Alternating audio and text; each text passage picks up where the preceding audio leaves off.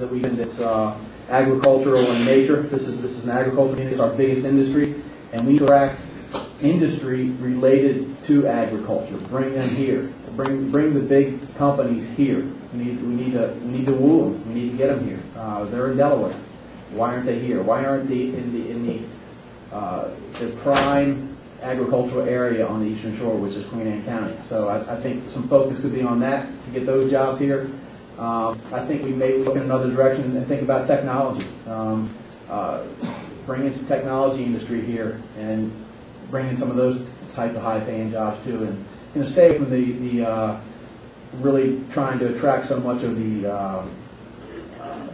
cash register businesses. I mean, we've got a lot of businesses here that are struggling. There's only so many people that they can sell to. It's tough to be in this county right now. It's tough to own a business anywhere in the country right now. And we need to do to attract a different type of business here. To attract businesses, I think we really need to aggressively market Queen Anne County. That means sending people from here to California, to Canada, to Costa Rica. I agree, we need the high-paying jobs, the high-paying businesses. But the same thing with the storefronts. If we have a business that doesn't want to move into an old store or into a storefront, should we really turn them down? Should we not just take them because they want to build their own? I don't think so. As far as the Y Mills plan goes, I think it's a shame, personally, that it happened the way it did. I think it would have benefited Chesapeake College. I think it would have benefited every student in Queen Anne County, Talbot County, Caroline, and Kent County, along with some of the older, more adults that are going to take those classes and get into some of those technical jobs. I'd like to answer one question. He said, why are there all the businesses in Delaware? Why aren't they here? Because we've got one of the highest business tax rates in the state of Maryland. That's why we're not here. And that's something we need to look at. Next question. Yes, sir. In the back.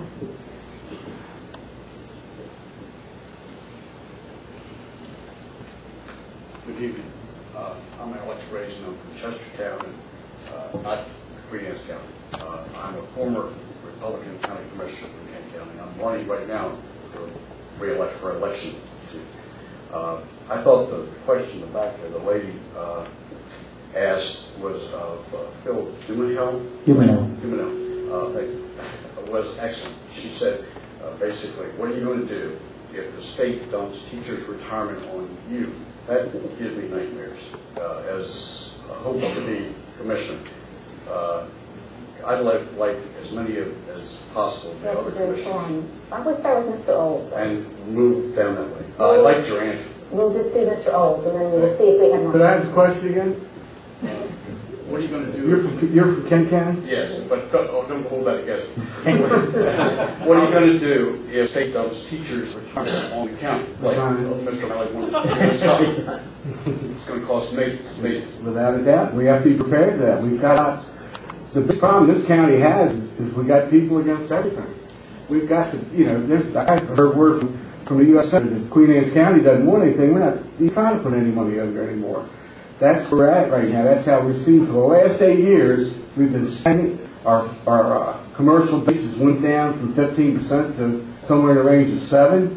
I mean, we've got to fix that, guys. We've got to give a little bit on each side. We've got to take a little bit on the other side. We just can't be against everything. We've got to be for a balanced group. We've got to have balance. We'll fight tooth and nail for that. And if it does come, I will resign. I'll allow Mr. Smith and then one other person if you'd like to answer. What I would do is unfunded mandate, basically what it would be is an unfunded mandate. And what I would do is get the other 4 commissioners, myself, the 5 school board members, and Dr. Williamson, and be straightforward with the state and say we cannot afford this. But also make sure the Board of Education knows that if this comes down, we're all in this together. And if we come down with that many dollars that we have to fund locally, we have a serious problem that probably will not be, well, you're talking a tax increase, which I plan not to do. Let's face it, we do it. But we need to sit there and get the Board of Education, the teachers union, the superintendent, and all the other county commissioners sit there and say, we not accept that. We need to do that with Kent County, Talbot County, Caroline County, every county in the state.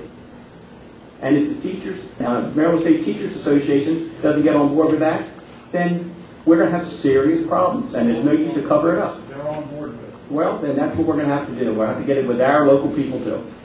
Okay, one moment, please. Does one more person like to I'd answer? like to add to that.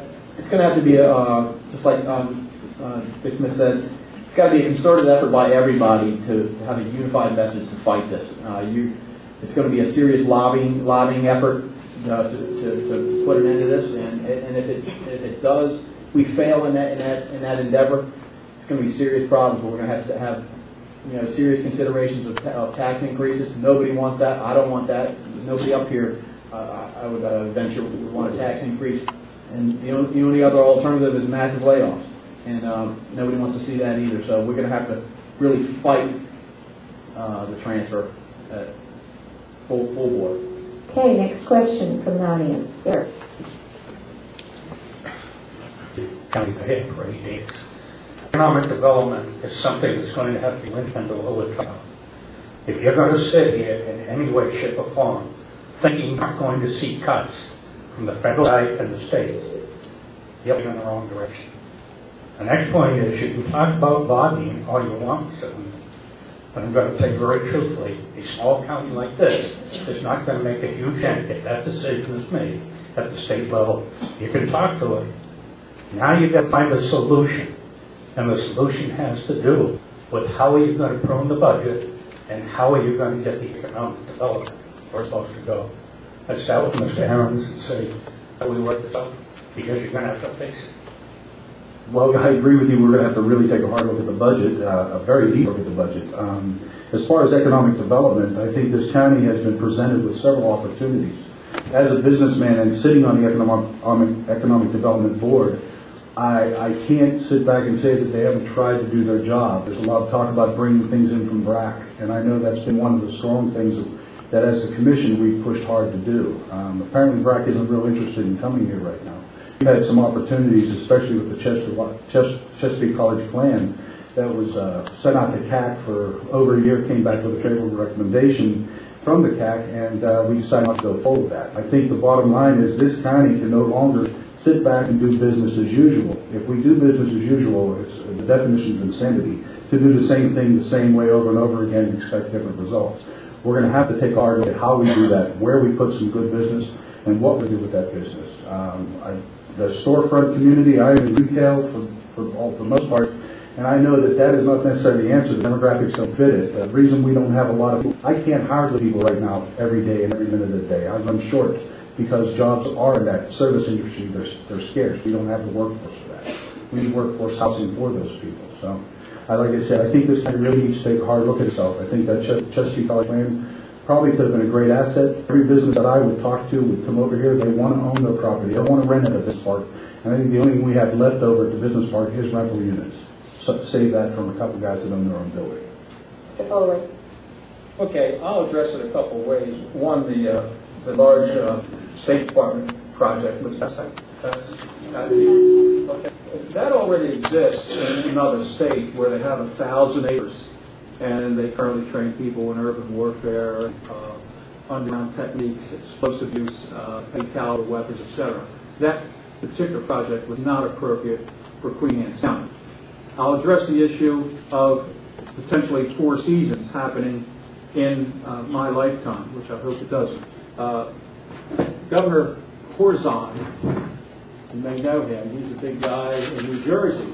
He signed a law recently saying allowing developers to challenge age-restricted housing designations. The Hovnanian group has gone from 7,000 employees down to approximately 1,000. Had it not been for a $258 million bailout, that's a tax refund, Hovnanian probably would not be in existence today. He still holds a deposit here in Queen Anne's County on that property. That is not going to happen. If that happens and it's not age restricted, we will have to start building more schools right away, and the taxes will go crazy. Thank you. As I mentioned earlier in my open remarks, our core business, our way of life, is our tourism business, our seafood, fishery farming. Fisherman's Village, preliminary approval, the redevelopment of the old outlets, Holiday Inn Winstead, 25 rooms. We approved or did a text amendment to allow Kent Manor Inn to put in 125 additional rooms. We have the Mattapeak site. We have the Gateway. We have a number of projects. I mean, probably 370,000 square feet of projects that are in the pipeline that we need forward, and we need to work to do that. And it fits our core business. That's what we're glad. We have a great wedding business. We have Chesapeake Beach Club doing sometimes 6-7 weddings a day. And what we need to do is keep that business rolling. Next question. Democrats earlier. I don't know how you want to do it. My name is Bill Sylvester. I'm a farmer from Queen Anne. I'm sorry. I would ask of the candidates out of District 1 and District 2. Do you believe that downzoning farmland is fair to the farmers and why? And if you use the acronym TN. I haven't yet seen any data that shows that downzoning for the farmers is detrimental to their property values. So they've done some studies, and what they've shown, they've done the study several different ways. They've shown that the property values actually haven't dropped. They did comparison studies in the state of Maryland, and that it had little effect on property values. So the farmers' concerns are that they're not going to be able to get their loans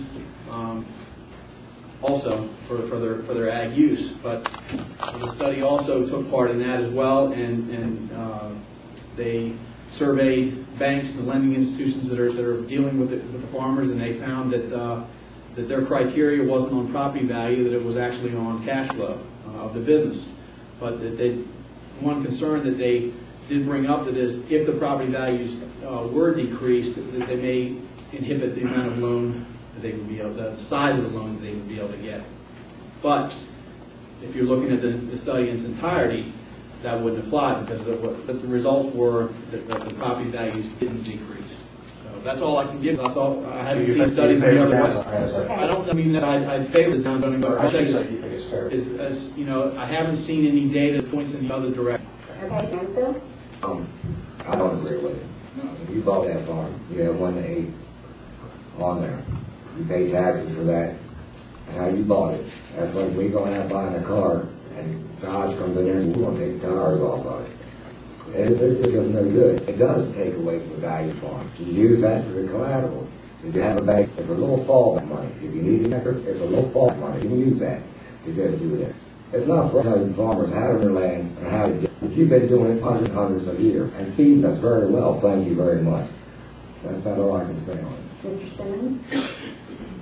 I would say that I feel that we in the county have the tradition of those things that won't explain what they are, but they start with T. And therefore, I think that the farmers are used to them, their plan. I would suggest that a much better plan to act as a 401k or to act as emergency source funds is for the county to develop a purchase of development rights plan and do away with the TDRs. Mr. Smith? Downzoning is taking. I think wholehearted up here that you're not losing value. I guess my question would be, we have World Legacy, we have the House program, pay farmers to retire development rights. Well, if they're paying that, somebody must have done appraisal and sat there and said, if you have development rights to your farm worth this much, and without them you have more, that's the difference why you get Mount money and World Legacy money. So I don't understand what study this other gentleman is talking about. What we need to do, and we preserved 1/3 of this county's ag land, 208,000 acres. We preserved 1/3 of that. I think we've done a good job at how we've done it. How we're going to pay for this, the PDR program, that could work, but who's going to pay for it? Are we willing to pay for that? Right now, under current zoning, we can only develop 85% of our farms. 85% is left in open space. So, is it taking? And I think farmers are having to pay an unduly price for people that want to preserve farmland. If you want to preserve it, buy it. There's farms for sale. Buy the farm and retire. You can retire for tax benefits. Some farmers are not rich. They're land rich. They have to sit there and do a budget. You can talk to a banker. They work on a tight, it costs $500 an acre to plant, put an acre of corn.